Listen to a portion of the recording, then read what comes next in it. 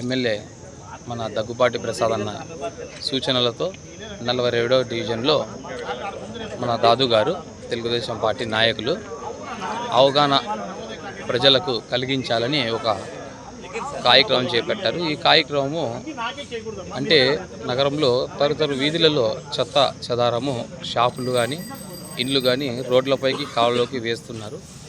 దీనివల్ల అనేక రోగాలు సమస్యలు సంభవిస్తాయని ప్రజలకు ఒక అవగాహన వచ్చే విధంగా ఆ చెత్త చెదారాన్ని మున్సిపల్ వాహనంలోకి వేయాలని చెప్పేసి నగర అభివృద్ధికి సహకరించాలని చెప్పేసి ఒక ఆటోని అవగాహన వచ్చే విధంగా ప్రజల్లోకి తీసుకుని ఒక వాళ్ళకి తెలిసే విధంగా ఒక ఫ్లెక్సీల రూపంలో ఆటోలు తీసుకొని వాళ్ళ ప్రజల్లోకి తీసుకొని పోవడం ఈరోజు కార్యక్రమం నిర్వహించారు. ఈ కార్యక్రమంలో తెలుగుదేశం పార్టీ నాయకులు కార్యకర్తలు అందరూ కూడా పాల్గొని సహకరించడం జరిగింది.